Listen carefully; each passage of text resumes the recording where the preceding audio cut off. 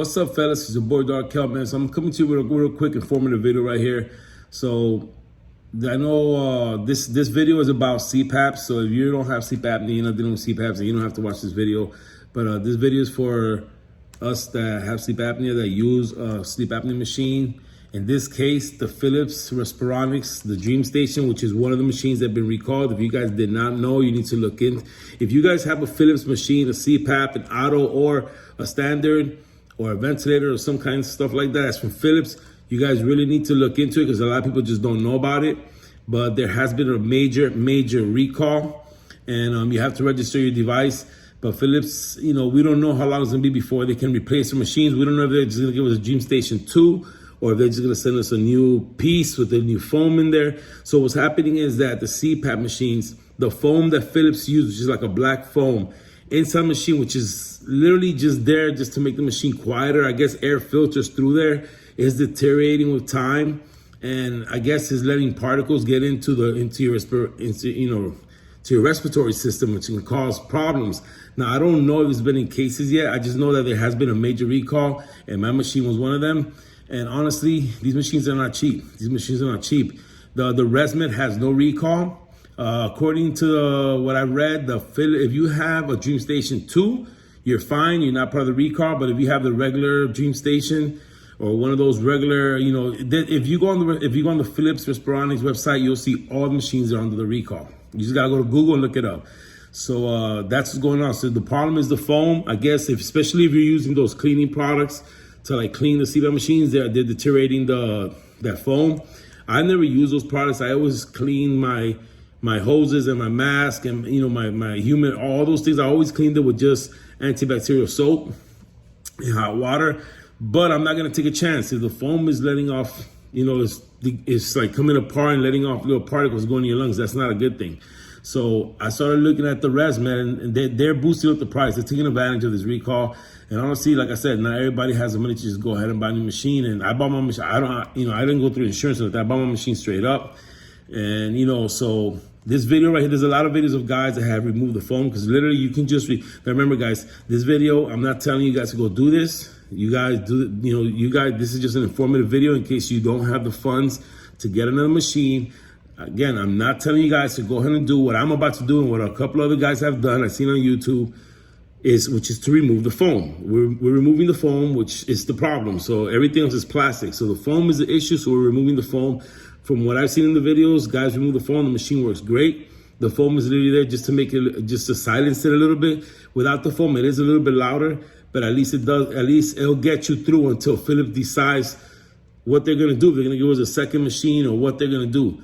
But honestly, if they already had an issue with the foam, I don't even want to use the ResMed because the ResMed also has a foam in it, which is a lot easier to remove. But if Phillips comes up with a new machine that has a newer foam, if this machine works fine, I'm gonna just keep using the machine. I'm just not gonna do none of the foam because I don't need it. I just clean my machine and that's that. So guys, I'm not gonna show you a video of taking it apart. There's a guy on YouTube that has a real detailed video how to do it. I'm gonna save you guys that time. I just wanted to let you guys know the recall in case you guys don't know. I'm just gonna show you what I'm gonna do and how I'm gonna remove the foam on my machine. Let's check it out. All right, this is the case. So guys, there's the machine. It's all taken apart. I took it apart took my time.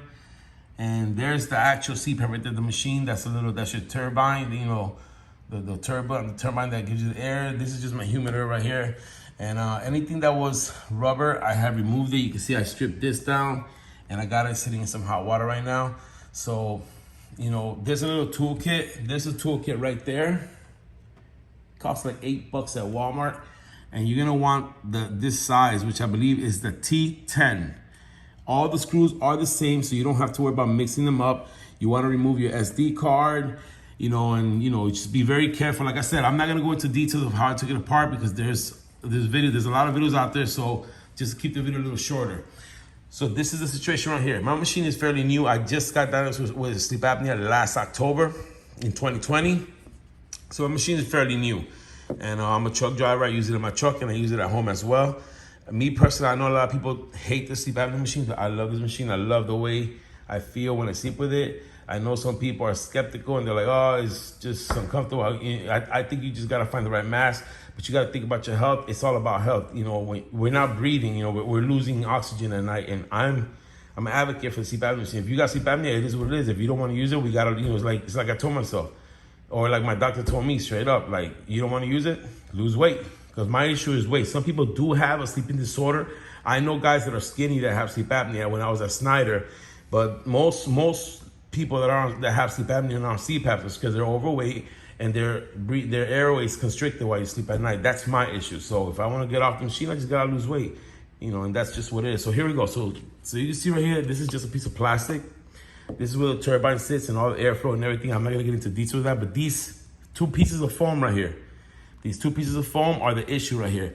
So that foam in there supposedly is deteriorating with time, and especially like with the humidity and the heat and stuff like that. Especially me, you know, I'm in my truck, so sometimes I don't know if it gets hot in there when you're running the machine. I use the humidifier, so when I'm out in the winter, so I'm not gonna take the chances. They're saying that there's recall, and the problem is this foam. I'm gonna remove it. Now I seen a guy that cut the hose up here on both sides, which is a lot easier to remove, because if you look right here, there's like a line right here on both sides, and that's actually a barrier that's holding the foam up against the top here, okay? So the air is kind of like going through. This is also playing as a silencer as well as a filter. So air is filtering through there, and that's where the problem is. As it's filtering through there with the pressure, it's deteriorating, and you got particles getting in. So if you eliminate this, the machine will be a little louder, but we already have a filter on the side of the machine, which I have it in the water right now, so I can't show it to you, but so this is what it is. So the guy in the video cut it up here, and he said it worked fine. Now the video that I'm recommending to you guys, this guy cut it right here on the side. And it makes sense because this cap right here actually goes right here with a seal. It goes like this and it shuts airtight. So if you cut holes up here, I'm assuming that now it's exposed because there's nothing that's gonna seal it airtight. You know what I'm saying? And the guy said that it worked in his video. We don't know if he put tape on it, because when that first video, which is the guy that cut it up here, he didn't show us putting it back together. They just showed him do something fast, but they skipped that part. He goes from the cut to the machines put together. So I think he put tape or something. I guess he figured out that, damn, I should have, you know, but the guy that I'm recommending to you, this guy did the cut in here, which makes sense because if the cut's in here, and this gets shut airtight, now you don't have no air escape. That's what this video is about, basically. I just wanted to keep it short, let you guys know that if you guys are gonna take the chance, remember, I am not telling you guys to go do this. This is not recommended if you don't have no kind of like hands-on experience. I recommend you just either get on a machine and just wait it out.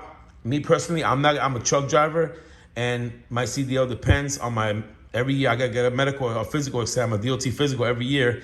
And if I'm not in compliance, they're not gonna give me my license. I cannot sit around for Phillips to figure out what they're gonna do. So I'm gonna do this, and I'm not gonna spend money on another machine when this machine's perfectly fine. I'm gonna cut it on the inside with a Dremel tool, which I don't have here, but I do have the bit. These are cut wheels. And I'm just gonna do a cut here and a cut right here, and I'll be able to just pull those foams. They'll just pull right out, and that's what it is. So that's what it is. I'm gonna go ahead and get to cutting. I don't need to show you guys the cutting. I'll just show you guys once it's cut, and I'll show you guys how it looks like once the foam's removed. Remember, after you cut it and you remove the foam, you wanna wash it thoroughly wash it. Make sure there's no debris. Make sure that the edges are nice and smooth, and wash it, you know, I'm gonna put it in the tub where I got the hot water with soap, and then we'll put it back together. So guys, if you guys have a Dream Station and you didn't know about the recall, there it is, it's a recall. And the problem is this foam right here. And if you didn't know about the recall and you're like, damn, you don't know what to do, and you just don't have, I know a lot of guys probably go through the insurance will just probably get them another machine.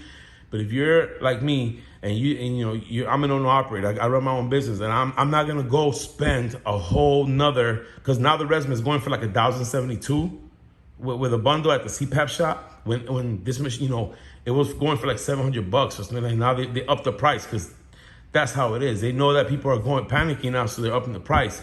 But yeah, I'm pretty sure you can get good deals in other places. But this machine, I paid, you know, I got this on a sale, and I got it for like $700 almost, a bundle. I got the mask, the humidifier, I got everything. So I'm not trying to spend another $700. And like I said, if I remove these foam pieces right now, and this thing works and does what it has to do, I'm not even gonna mess with the new machine, because I don't want to have to deal with the foam, because we already know the foam's an issue. So that's what it is, fellas. I'm gonna go ahead, get this cut, get this clean, and I'll show you guys what it looks like once I do that, and then I'll show you what it looks like with the machine on after I put it back together. All right, stand by. All right, we got the machine cleaned out. Foam is out. You can see there's no more foam in there.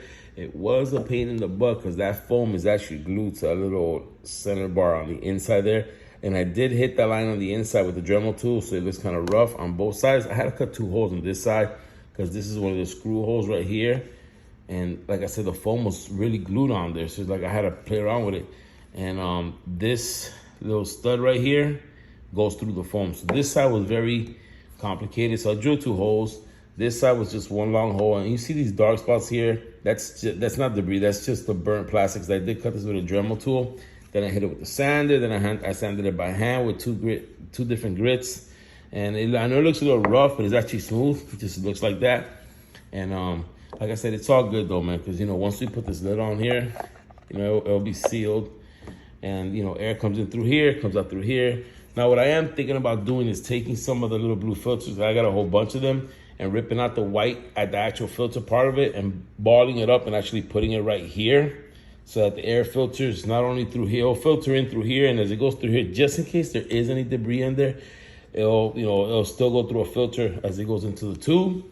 And but I mean, I washed this. I hit it with the blowgun after I sanded it, and I literally washed it thoroughly, shaking it with hot water and soap and water. So it's clean, guys. It's clean, and we're gonna see. We're gonna put this machine back together. We're gonna see how it rolls, and that's what it is, man. Guys, again, remember, I can't stress this enough in this video. When this is not a video telling you what to do or to go ahead and do that, this is safe. I'm pretty sure this voids the warranty to the machine, but it is what it is. These machines, from what I read, they only last 2 to 3 years, possibly 5 if you take real good care of it. So it's eventually gonna get replaced anyway, and we'll see what Phillips comes up with. They might be giving us, the Dream Station 2. We'll see what they do, but in the meanwhile, I will be able to use my machine. I don't have to worry about that foam no more. So if you guys don't have the money to buy a machine and you want a quick fix, this is a quick solution. But again, I'm not recommending this. I'm just telling you that it can be done.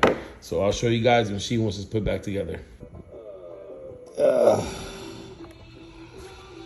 right, fellas, you can see, still exporting. Still got the mask on, but you can see the pressure's at 8.0. She's working great. Alright, fellas, if the video is helpful, thumbs up. If not, thumbs down. Is all good as all love. So there it is, guys. If you got a Dream Station, you know what I'm saying, Philiptronics, then you don't got money to buy something else, just remove the foam at your own risk. Remove the foam, and the machine works. All right, it's your boy Darkel. Peace.